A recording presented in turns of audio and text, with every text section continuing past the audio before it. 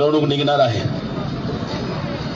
जर थोडस सगळ्यांना माझी विनंती असेल, थोडेसे जरा हात मोकळे करा, कारण मला वाटतं या देशातली साहित्यरत्न अण्णाभाऊंची सर्वात शेवटची जयंती आपल्या या धाराशिव येरमाळा या पुण्यनगरीमध्ये साजरी होते आणि ही साजरी करणारे सर्व आयोजक यांच्याकरता एकदा हात मोकळे करून जरा टाळ्या वाजवा, जोरात टाळ्या वाजल्या पाहिजे।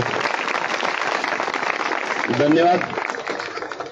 संयुक्त महाराष्ट्र चळवळीचे शिल्पकार साहित्यरत्न विश्वरत्न अण्णाभाऊ साठे यांना प्रथमतः या ठिकाणी विनम्र असं अभिवादन करतो। भारतीय राज्यघटनेचे शिल्पकार बोधिसत्व परमपूज्य डॉक्टर बाबासाहेब आंबेडकर यांनाही विनम्र असं अभिवादन करतो। महात्मा ज्योतिबा फुले यांनाही विनम्र असं अभिवादन करून महात्मा ज्योतिबा फुलेंचेही गुरु आद्य क्रांतिगुरु लवजी वस्ताद यांना पहिल्यांदा या ठिकाणी विनम्र असं अभिवादन करतो। स्वातंत्र्यवीर वीदा सावरकर यांनाही विनम्र असं अभिवादन करून वीदा सावरकरांचे क्रांतिकारी गुरु आद्य क्रांतीवीर वासुदेव बळवंत फडके यांनाही विनम्र असं अभिवादन करून वासुदेव बळवंत फडकेंचेही गुरु आद्य क्रांतिगुरु लवजी वस्ताद यांना दुसऱ्यांदा या ठिकाणी विनम्र असं अभिवादन करतो। मंचकावरील मान्यवरांच्या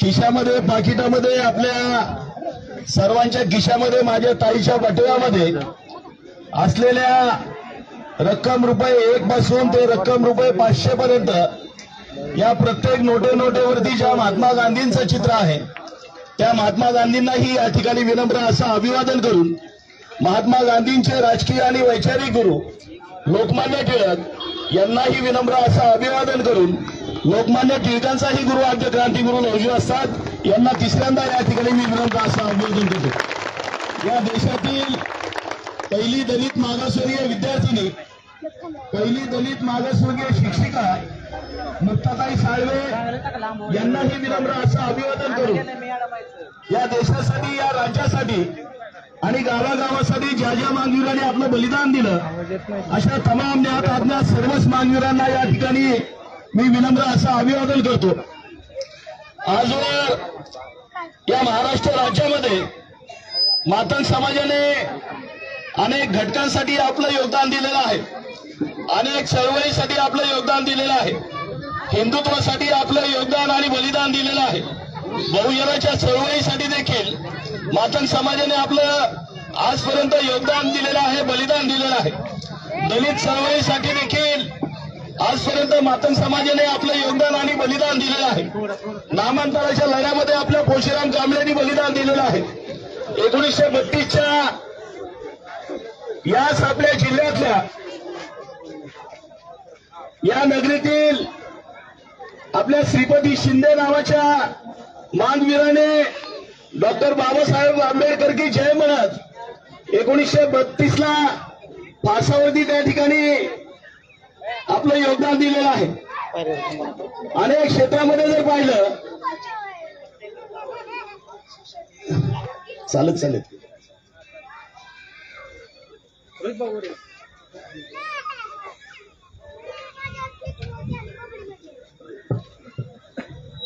अमित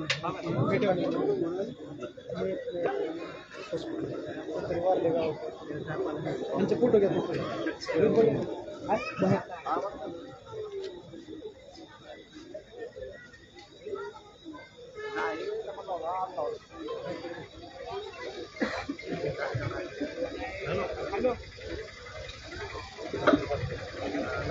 तुम्ही वर या की बाकीच्या इकडे सगळे हे महेश सगळ्याला असं समोर घे ना इकडे सविस्तर वर या की तुम्ही खाली का थांबले वर या।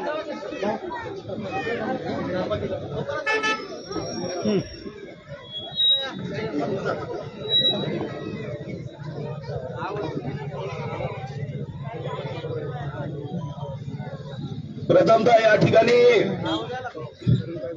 आपल्या सर्व समाज बांधवांना, भगिनींना साहित्यरत्न अण्णाभाऊंच्या 104व्या जयंतीच्या कोटी कोटी शुभेच्छा व्यक्त करतो. खरं तर या देशातला यदाकदाचित मी एकमेव एवढा भाग्यवान असेल की दिनांक 1 ऑगस्टला जयंती सुरू झाली आणि 1 ऑगस्ट पासून ते सलग 8 सप्टेंबर पर्यंत जयंतीमध्ये सहभागी होण्याचं मला भाग्य लाभलं. महाराष्ट्र राज्यासहित कर्नाटक असेल, गुजरात असेल, मध्य प्रदेश असेल, तेलंगणा असेल इत्यादी राज्यामध्ये साहित्यरत्न अण्णाभाऊंच्या जयंतीच्या निमित्तानं जाण्याचं भाग्य मला लाभलं. 8 सप्टेंबरला शेवटच्या जयंतीचा कार्यक्रम हा कर्नाटक राज्यामध्ये नव्याने निर्माण झालेल्या कलबुर्गी जिल्ह्यामध्ये आळंद तालुक्यामध्ये साजरा झाला आणि आज पुनश्च एकदा तो योग इथल्या आयोजकांनी माझ्या भाग्यामध्ये आणून ठेवला की आज जवळजवळ 1.5 महिना होऊन गेलेला आहे आणि 1.5 महिन्यानंतर साहित्यरत्न अण्णाभाऊंच्या जयंतीचा कार्यक्रम सुरू आहे. खरं तर 1 तारखेपासून ही जयंती सुरू झालेली आहे. आपल्या सर्वांना ज्ञात असेल की गेल्या अनेक वर्षापासून लवजी शक्ती सेना मातांग समाजाच्या अस्तित्वाच्या आणि अस्मितेचे विषय घेऊन सातत्याने रस्त्यावरचा लढा देत आलेली संघटना आहे. हा लढा देत असताना मला अभिमान वाटतो, मला गर्व वाटतो. आपल्या या धाराशिव नगरीने या चळवळीमध्ये सिंहाचा वाटा या ठिकाणी आपला दिलेला आहे, योगदान दिलेलं आहे. आपल्या याच नगरीतील राज्याचे प्रदेशाध्यक्ष स्वर्गीय सोमनाथभाऊ कांबळे यांच्या माध्यमातून आपल्या या धाराशिव नगरीने प्रचंड असं योगदान दिलेलं आहे. अनेक वर्ष, अनेक आंदोलनं या राज्याने, या देशाने पाहिलेली आहेत. मग त्याच्यामध्ये मुंबईचा लाठीचार्ज असेल, पुणे ते नागपूरच्या झालेल्या पदयात्रा असतील किंवा कोल्हापूर ते मुंबई किंवा पुणे ते मुंबई अशा झालेल्या जवळजवळ 5 पदयात्रा असतील. नाशिक ते नागपूर आणि नागपूर ते मुंबई अशा झालेल्या जवळजवळ 16,000 किलोमीटरचा बाईक रॅलीचा तो प्रवास असेल. 14 दिवसाची विधान भवनाजवळची उपोषणं असतील.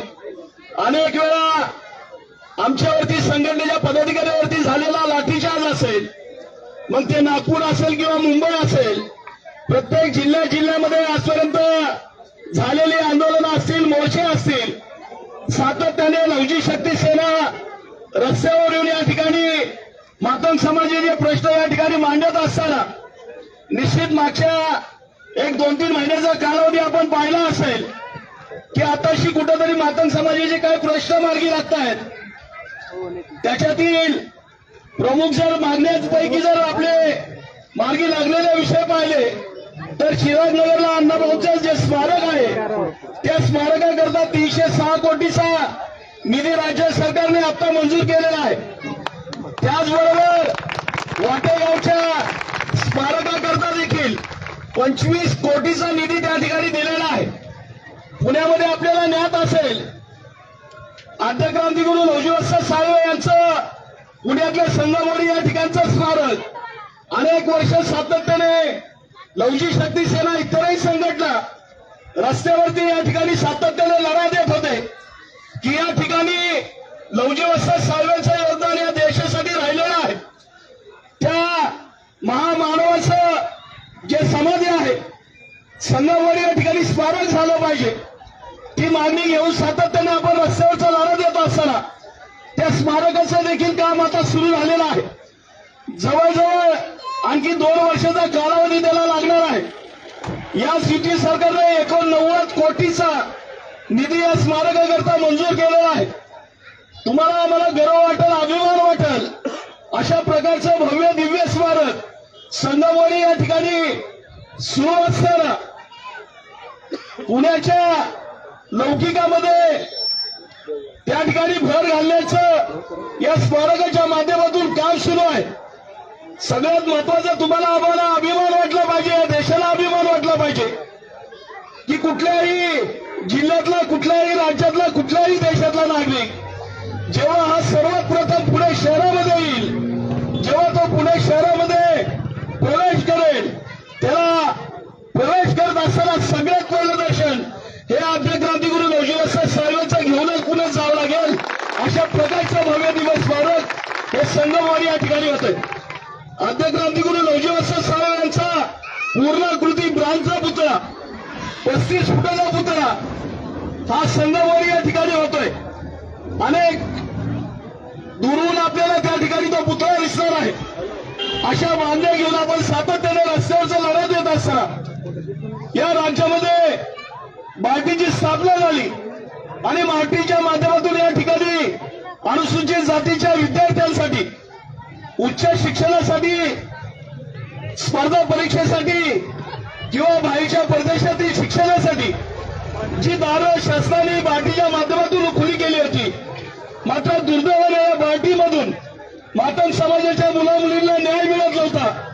त्यामुळे सातत्याने लवजी शक्ती सेना रस्त्यावर उतरून बार्टीच्या धर्तीवर मागण्यासाठी स्वतंत्र आटीची स्थापना करा ही मागणी घेऊन सातत्याने लढा देत असताना तो लढा देखील या ठिकाणी पूर्ण झालेला आहे आणि आटीची स्थापना देखील झालेली आहे. बांधवांनो, निश्चित भविष्यामध्ये आमच्या मुलांना मुलींना देखील या ठिकाणी शिक्षणामध्ये प्राधान्य मिळणार आहे. आणि या सोबतच सर्वात महत्वाची जी मागणी होती, ज्या मागणीकरता लवजी शक्ती सेनेचा जन्म झाला, ज्या मागणीकरता मी नोकरी सोडली, ज्या मागणीकरता सातत्याने आपण रस्त्यावरचा लढा दिला, ज्या मागणीकरता सातत्याने अनेक आमच्या नौसैनिकांवरती, आमच्या महिला भगिनींवरती अनेक केसेस दाखल झाल्या, अनेकांना अनेक वेळा लाठीचार्ज या ठिकाणी सहन करावा लागला, अनेक कष्टातून त्रासातून यातना सहन करून जो विषय आम्ही सातत्याने रस्त्यावर सरकार दरबारी मांडत होतो, तो विषय म्हणजे अनुसूचित जातीच्या एकत्रित आरक्षणाची अवकरानुसार वर्गवारी करून मागाच्या वाटेची सतकोरची भाकरी आहे, ती भाकरी आम्हाला वेगळी द्या ही मागणी घेऊन जो आम्ही सातत्याने लढा देत होतो, तो लढा देखील पूर्ण झालेला बांधून दुर्दैवाने मात्र आम्ही आजपर्यंत या राज्यामध्ये, देशामध्ये, मग ते आघाडी सरकार असेल, महाविकास आघाडी सरकार असेल, युतीचं सरकार असेल किंवा महायुतीचं सरकार असेल, आम्ही सातत्याने यांच्याकडे जात होतो, सातत्याने यांच्याकडे मागण्या करत होतो, सातत्याने मोर्चे, आंदोलन, पदयात्रेच्या माध्यमातून, लोटांगण आंदोलनाच्या माध्यमातून यांच्याकडे आम्ही मागणी करत होतो की बाबा रे आम्हाला आमचं वेगळं द्या, इतर जाती धर्माप्रमाणे आम्हाला वेगळं देऊ नका, आम्ही नव्याने काय मागत नाही. आमचं म्हणणं सरकारकडे काय होतं, बाबा रे तू आम्हाला 1950 साली जे शिक्षणामध्ये, नोकरीमध्ये, राजकारणामध्ये जे आम्हाला जे आरक्षण 13% आरक्षणाची जी एक भाकरी दिली, आमचं म्हणणं काय होतं की मांगाचं पोरगं त्याला ती भाकरी ती बघायला मिळाला, खाणं तर दूरच राहिलं. त्यामुळे मांगाचा या ठिकाणी विकास होत नाही. त्यामुळे आम्ही सरकारला काय म्हणत होतो की बाबा रे जी एक भाकरी शिक्षणातली, नोकरीतली त्यातला चतवर तुकडा मांगाच्या वाटेचा वेगळा करून दे, आम्ही आमचा खात बसतो. काय चुकीची मागणी होती? रास्त मागणी घेऊन आम्ही सातत्याने या ठिकाणी रस्त्यावरचा लढा देत होतो. सुदैवाने या ठिकाणी या सरकारने कुठल्याही आघाडी किंवा युतीच्या सरकारने आमचं म्हणणं कधी ऐकलं नाही. मात्र सुदैवाने तुम्हाला सांगतो, या देशातल्या सर्वोच्च न्यायालयाला या मागाची आणि उपेक्षित घटकांची दया आली आणि त्यांनी 1 ऑगस्टला तो निर्णय आपल्या बाजूने दिला. बांधून 1 ऑगस्ट 2024ला एक ऐतिहासिक आणि क्रांतिकारी निर्णय लागलेला आहे. सुप्रीम कोर्टाने या ठिकाणी तो निर्णय दिलेला आहे आणि जी एकत्रित भाकरी होती त्या भाकरीची या ठिकाणी वाटणी करा असा निर्णय सर्वोच्च न्यायालयाने घेतलेला आहे. मला एक या ठिकाणी या निर्णयाच्या बाबतीत व्यक्त होत असताना, मी अनेक ठिकाणी सातत्याने कार्यक्रमाला जात असताना अनेक वेळा अनेक ठिकाणी सगळे आपल्या समाज बांधव भगिनींना त्या ठिकाणी प्रश्न केलेले की 1 तारखेला निर्णय झाला, जवळजवळ 1.5-2 महिन्याचा काय गेला, आम्ही त्या निर्णयासंदर्भात काय केलं हा आम्ही स्वतःला प्रश्न करणार आहोत की नाही. जी मागणी आपण अनेक वर्ष करत होतो, हा मातंग समाज देश स्वतंत्र झाला, 77 वर्ष पूर्ण झाली. या मातंग समाजाला अनुसूचित जातीमध्ये आरक्षण सुरू झालं, त्याला जवळजवळ 54 वर्ष पूर्ण झाली, 74 वर्ष पूर्ण झाली आणि या 74 वर्ष मातंग समाज सामाजिक न्यायाच्या लाईनीमध्ये त्या ठिकाणी वाट बघत होता की आमचा विकास झाला पाहिजे. या राज्यातले आम्ही इथले भूमिपुत्र आहोत. या राज्यासाठी, या देशासाठी, इथल्या गावागावासाठी आमच्या कुळानी, आमच्या पूर्वजांनी या ठिकाणी योगदान दिलेलं आहे, रक्त सांडलेलं आहे. आम्ही सामाजिक न्याय या ठिकाणी मागत होतो. 74 वर्ष आम्ही लाईनीत थांबलो होतो, मात्र दुर्दैवाने आम्हाला कधी न्याय मिळाला नाही. 74 वर्ष या ठिकाणी या सामाजिक न्यायाच्या प्रतीक्षेमध्ये असलेल्या या मातक समाजाला 74 वर्षानंतर न्याय मिळाला. एवढा मोठा निर्णय, एक ऐतिहासिक क्रांतिकारी निर्णय झाला, जेणेकरून आता येत्या 5 ते 10 वर्षामध्ये या राज्यातल्या मांगवड्यामध्ये मांगाचा कलेक्टर, मांगाचा कमिशनर, मांगाची पोरगी डॉक्टर, इंजिनियर, कलेक्टर, कमिशनर होऊ शकते बांधून.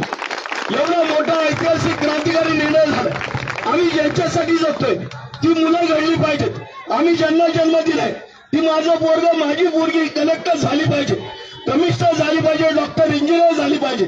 ही मागणी सातत्याने आम्ही रस्त्यावरती मांडत होतो.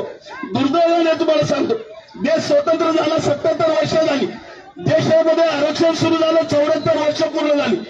पण शोकांतिका बघा की दुर्दैवाने अद्यापपर्यंत या आरक्षणाच्या माध्यमातून मांगवड्यामध्ये अद्यापपर्यंत कलेक्टर आणि कमिशनर जन्माला आले नाही.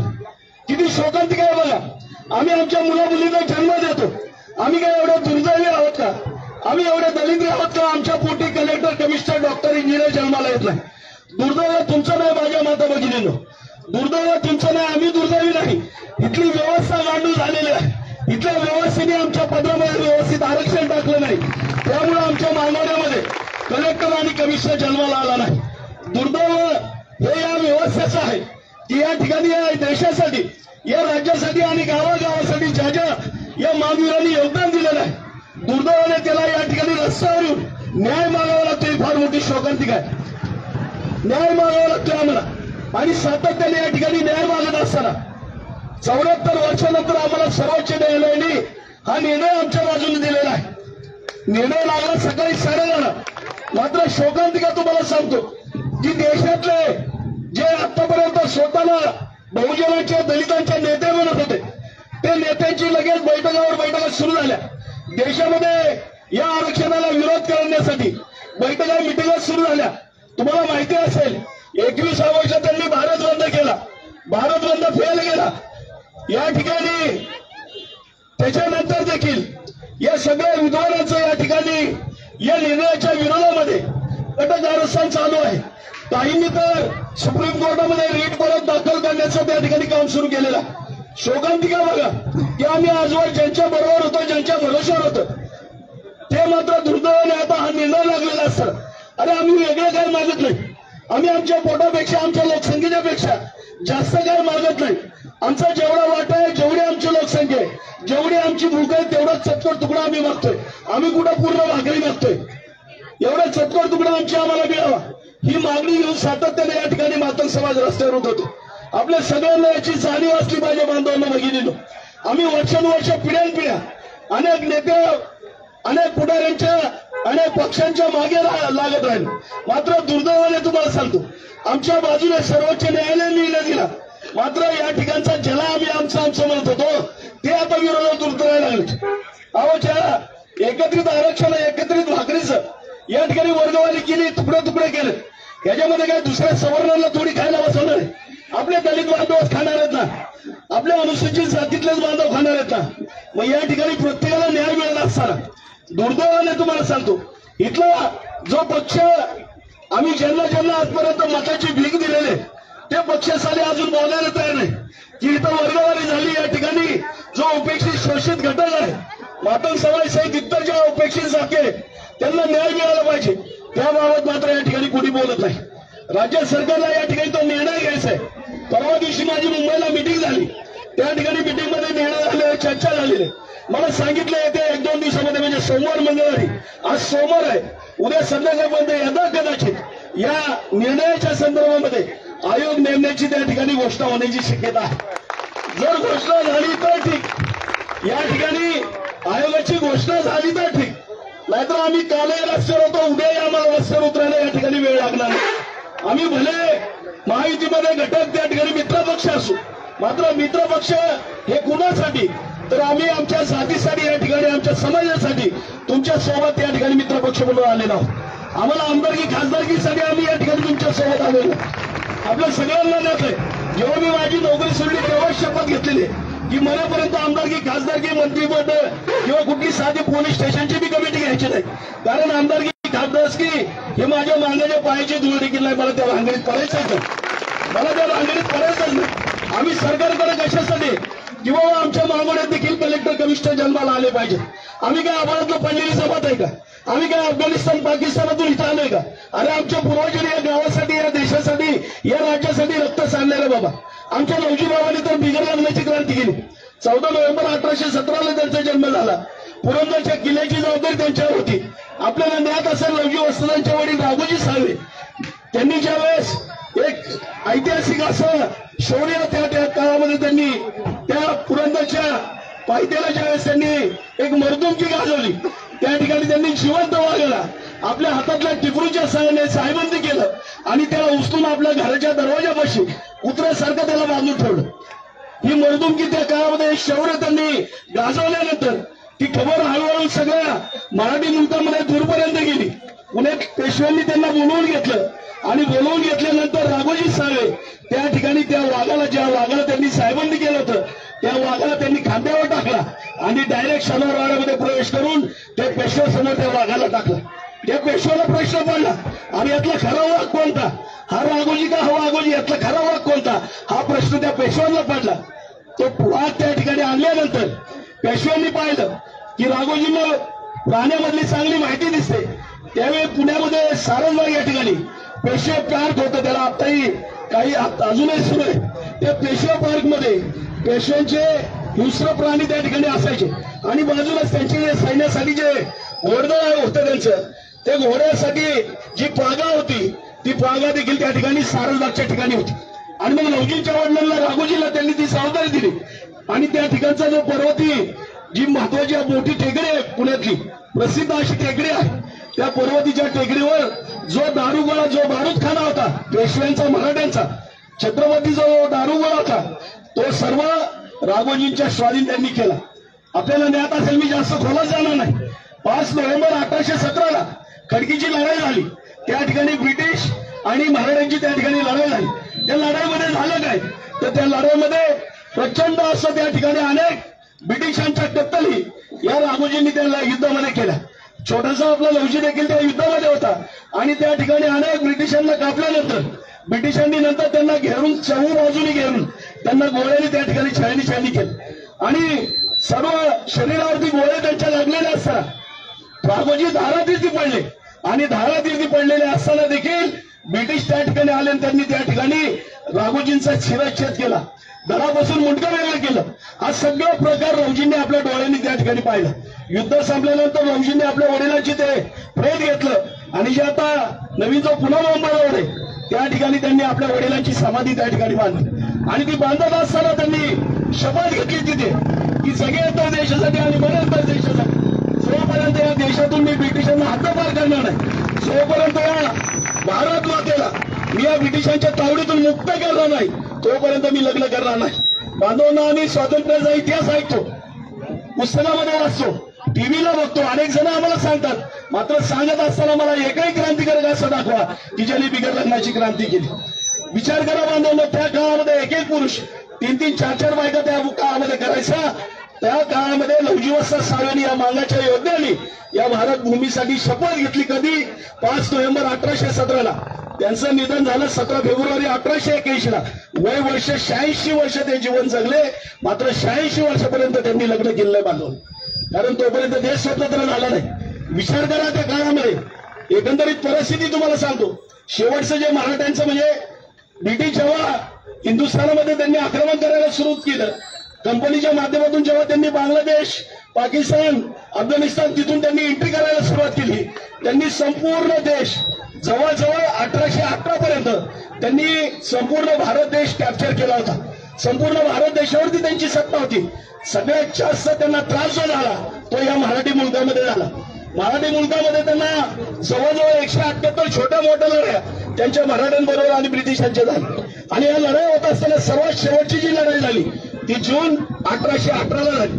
ती झाली कुठं तर आष्टीला झाली आणि त्या ठिकाणी मग तह झाला. पेशवे त्या ठिकाणी हरले, मराठे हरले. छत्रपती राजे प्रतापसिंह राजांना अटक झाली आणि अटक झाल्यानंतर त्या ठिकाणी जेव्हा तह झाला त्या तहामध्ये सर्व मराठी मुलूक हा सगळा ब्रिटिशांच्या स्वाधीन झाला. विचार करा बांधवनो, 1818 तारीख तुमच्या लक्षात असली पाहिजे. हा इतिहास आम्ही आमच्या लक्षात ठेवला पाहिजे. जून 1818ला अखंड हिंदुस्थानावरती जेव्हा ब्रिटिशांची सत्ता इथं प्रस्थापित झाली तो काळ इतका भयंकर होता की त्या काळामध्ये या देशामध्ये अनेक राजे महाराजे होते, अनेक शूरवीर सरदार होते, मात्र एकही योद्धा असा नव्हता जो ब्रिटिशांच्या विरुद्ध बोलत होता, जो ब्रिटिशांच्या विरुद्ध बंड करत होता. असा एकही योद्धा नव्हता. तेव्हा मात्र सगळ्यात पहिला जो योद्धा ज्यांनी या ब्रिटिश सरकारच्या विरुद्ध ज्यांनी रणशिंग फुंकलं तो होता आद्य क्रांतिगुरू लवजीवनराव साळवे बांधव.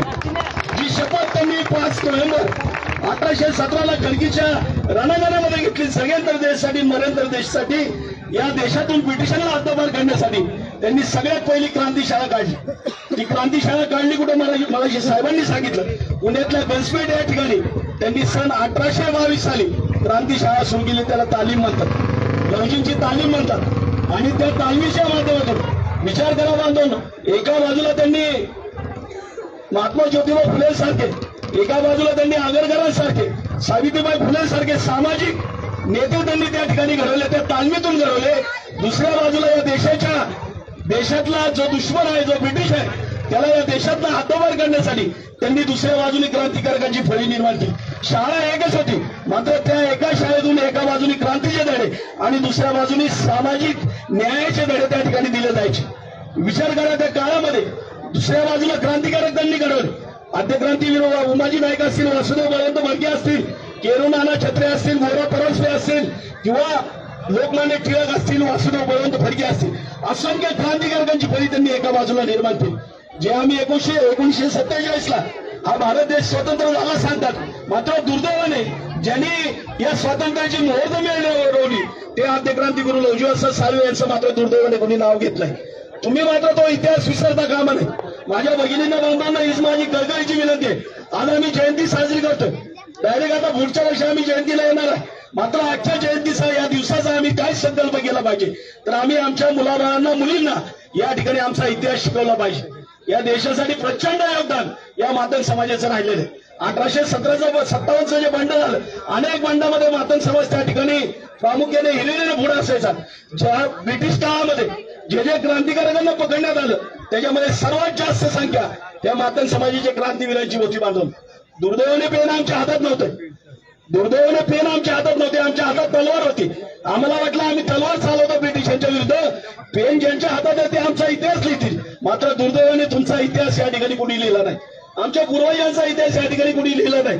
त्यामुळं 1947 किंवा 15 ऑगस्ट जेव्हा आम्ही स्वातंत्र्य दिन साजरा करतो तेव्हा आम्हाला सर्व क्रांतिकारकांची नावं सांगितली जातात, त्यांचा इतिहास सांगितला जातो. मात्र दुर्दैवाने या देशाचा जो बाप आहे, ज्यांनी खऱ्या अर्थाने क्रांतीला सुरुवात केली, त्या आद्य क्रांतिगुरू लवजीवनराव साळवेंची या ठिकाणी माहिती सांगत ही शोकांतिका बांधवांना तुम्हाला सांगतो. मात्र तुम्हाला माझी कळकळीची विनंती आहे, आजच्या जयंतीच्या दिवशी, या पवित्र सणाच्या दिवशी तुम्हाला माझी कळकळीची विनंती की या ठिकाणी आम्ही आमच्या मुलाबाळांना इतिहास सांगितला पाहिजे.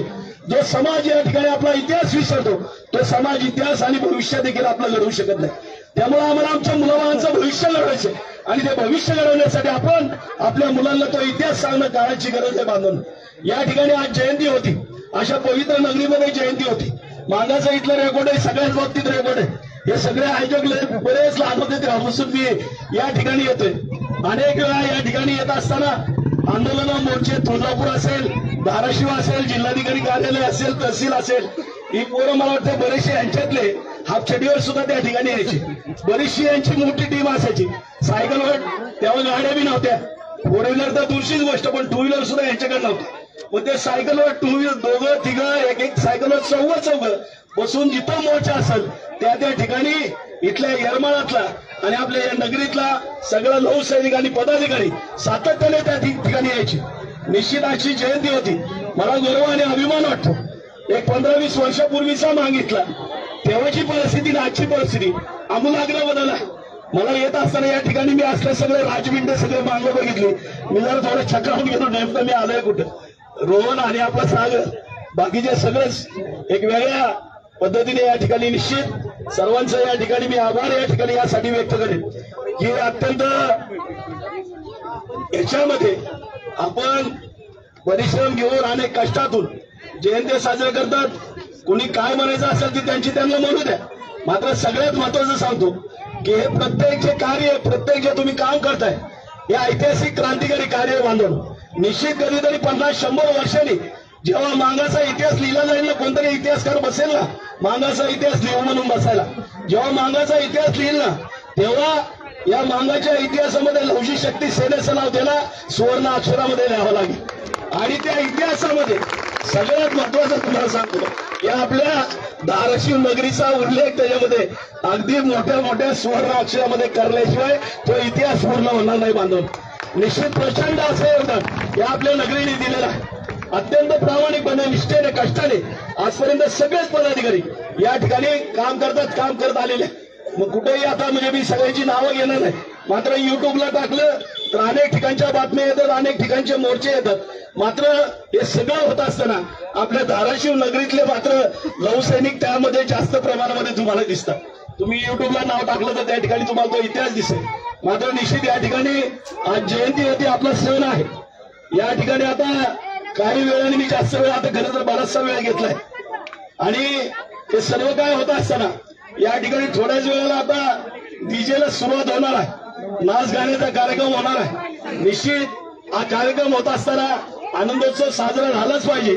आमच्या बापाजी, या राज्याच्या बापाची जयंती की ज्यांनी या संयुक्त महाराष्ट्र राज्याच्या चळवळीमध्ये प्रचंड असं योगदान दिलेलं आहे. असे साहित्यरत्न अण्णाभाऊ साठे, विश्वरत्न अण्णाभाऊ साठे. गेल्या 2 दिवसापूर्वी एक फेक न्यूज सगळ्या सोशल मीडियावर फिरत होती. गेल्या 2-3 दिवस मला रात्रीचे 12 म्हणून नका, 1 म्हणून नका, 2 म्हणून नका, सातत्याने फोन चालू आहे की त्या ठिकाणी कुठेतरी भारतरत्नाच्या बाबतीत या ठिकाणी फेक न्यूज पडलेली आहे. निश्चित मात्र या माध्यमातून मी सांगेन की निश्चित त्या ठिकाणी राज्यसभेमध्ये खासदार महाडिक साहेबांनी त्या ठिकाणी ती मागणी केलेली आहे. मागणी अद्याप पूर्ण झालेली नाही, मात्र ती मागणी पूर्ण झाली अशा पद्धतीचे या ठिकाणी फेक मेसेज सुरू आहे. मी आपल्या सगळ्यांना या ठिकाणी या मंचावरूनच सांगेन की निश्चित आज जरी साहित्यरत्न अण्णाभाऊ साठे यांना भारतरत्न मिळालं नसेल, ऍक्च्युली ते भारतरत्नापेक्षाही मोठं रत्न त्यांच्याकडे आहे जे विश्वरत्न आहे. जे 1.5 दिवस म्हणजे जगामधलं हे 3रं 8वं 9वं आश्चर्य आहे. अण्णाभाऊ साठे हे जगातलं 8वं 9वं आश्चर्य. जी 7 आश्चर्य त्याच्यानंतर मला वाटतं 8 आश्चर्य, त्यातलं 9वं आश्चर्य म्हणजे साहित्यरत्न अण्णाभाऊ साठे ज्यांनी 1.5 दिवस कशाला शाळा म्हणतात का त्याला 1.5 दिवसाला? 1.5 दिवस काय शाळा असती का? कुणी शाळा शिकली 1.5 दिवस? जगामध्ये असं होणे नाही बरं का. अण्णाभाऊंची तुलना कुणाशीच होत नाही, कुठल्याही रत्नाशी होत नाही. त्यांना भारतरत्नापेक्षा मोठं रत्न आहे. मात्र निश्चित अनेक समाज बांधवांची या ठिकाणी अनेक वर्षापासूनची जी मागणी आहे ती मागणी आम्ही सातत्याने या ठिकाणी सरकारकडे करतोय. निश्चित आता जरी मिळेल नाही, पण तुम्हाला या ठिकाणी मात्र शब्द देतो, जोपर्यंत अण्णाभाऊंना भारतरत्न मिळणार नाही तोपर्यंत मात्र यांना कुणालाही स्वस्त बसू देणार नाही. मग ते आघाडी असो ना तर इतिहास तुम्ही काय असणार. आता सध्या जो लढा आहे तो आरक्षणाचा लढा या ठिकाणी आपला जवळजवळ पूर्णत्वाकडे जातोय, गेलेला आहे. माझी आपल्या सगळ्यांना एक विनंती असणार आहे, माझ्या माता भगिनी आणि बांधवांनो, निर्णय लागलाय 1.5 महिना होऊन गेला. काय निर्णय लागलाय तर सुप्रीम कोर्टाने आमच्या पत्रामध्ये कुठेतरी न्याय दिलेला आणि हे सर्व काय होत असताना माझी तमाम सगळ्या समाज बांधवांना या ठिकाणच्या देखील जिल्ह्यातल्या आणि राज्यातल्या देखील माझी सगळ्यांना विनंती असणार आहे की एवढा मोठा निर्णय आमच्या पत्रामध्ये आलेला आहे. आम्ही दरवर्षी या ठिकाणी येऊन उत्सव साजरा करतो. या ठिकाणच्या उत्सवासाठी आम्ही यात्रेसाठी बराचसा खर्च करतो. माझी तुम्हाला सगळ्यांना विनंती असणार आहे की प्रत्येकाने किमान 100, 200, 150 रुपयाचं का होईना फ्लेक्स आपण ज्या ज्या ठिकाणी राहतात त्या ठिकाणी आपल्या गल्ली बोळामध्ये, चौकामध्ये सुप्रीम कोर्टाचे जाहीर आभार. 74 वर्ष प्रतीक्षेमध्ये असलेल्या मागाला तुम्ही न्याय दिला त्याबद्दल आपले जाहीर आभार. अशा प्रकारचा 2x2चा का होईना फ्लेक्स हा प्रत्येकाने लावला पाहिजे. 100-150 रुपये आमच्या कुठं जात नाही. आमच्या सणवारी दिवसभरामध्ये 400-500 रुपये, 100-200 रुपये खर्च होतात. मात्र माझी सगळ्यांना कळकळीची विनंती आहे की आपण ज्या ठिकाणी राहता त्या ठिकाणी चौकामध्ये या, कौशलभर पेढे घ्या आणि ते पेढे त्या ठिकाणी आपल्या समाज बांधव तिथे येणाऱ्या जाणाऱ्या लोकांना वाटा. किंवा 74 वर्ष आम्ही ज्या प्रतीक्षेमध्ये होतो, ज्या न्यायाच्या प्रतीक्षेत होतो, तो न्याय आता आम्हाला मिळालाय, त्याचा आम्ही आनंदोत्सव साजरा करतोय. एक एक 2-2 पेढे वाटा, फोटो काढा, द्यायला सोशल मीडिया सुरू. त्याला कशाला पैसे लागतात? तुम्हाला आता मोबाईलवर फोटो काढायला पैसे लागत नाही आणि मोबाईलवर काढलेले फोटो तुम्हाला व्हायरल करायला त्याला पैसे लागत नाही. जो बिगर पैशाचा खेळ आहे, कमी पैशाचा खेळ आहे, तो आता आपण खेळला पाहिजे. या ठिकाणी प्रत्येकाने जो 1 ऑगस्टला मांगाच्या पत्रामध्ये जो निर्णय टाकलेला आहे, त्या निर्णयासंदर्भात आपण सर्वांनी इथून पुढे ज्याला ज्याला जसं जसे शक्य होईल तसं तसं प्रत्येकाने आनंदोत्सव साजरा करावा, एवढी तुम्हाला मी विनंती करतो. निश्चित या मंचावरतून सर्व आयोजकांनाही माझी विनंती असेल की निश्चित आपण अत्यंत सोन्यासारखा असा कार्यक्रम या ठिकाणी घेतलेला आहे. आता म्हणजे आउटसाईड जवळजवळ येरमाळा म्हणजे धाराशिव जिल्ह्यातला म्हणजे हा शेवटच्या पट्ट्यातला भाग आहे. मात्र निश्चित अशा भागामध्ये एवढ्या दूरवर अनेक भागातून, पुण्याहून, कुणी सोलापूरहून, कुणी आजूबाजूच्या जिल्ह्यातून या कार्यक्रमाला आलेले. निश्चित हा कार्यक्रमाला आलेल्या सर्व पाहुण्यांचे या ठिकाणी मी आभार व्यक्त करेन. निश्चित या ठिकाणी पोलीस प्रशासनातील अधिकारी देखील आलेले, त्यांचा देखील या ठिकाणी मी आभार व्यक्त करतो. आपल्या सर्वांना या ठिकाणी पुन्हा एकदा या जयंतीच्या कोटी कोटी शुभेच्छा व्यक्त करतो. सर्वांनी एक वेळ घोषणा द्या. आद्य क्रांतिगुरु लोकशास्त्र साहेबांचा, साहित्यरत्न अण्णाभाऊ साठेंचा, मावळातले एल्ले मांगाचा, वाटेगावच्या फकीरा मांगाचा, रायगडच्या सर्जे मांगाचा, मुक्ताताई सावळाचा. जय लहूजी, जय लहूजी. धन्यवाद.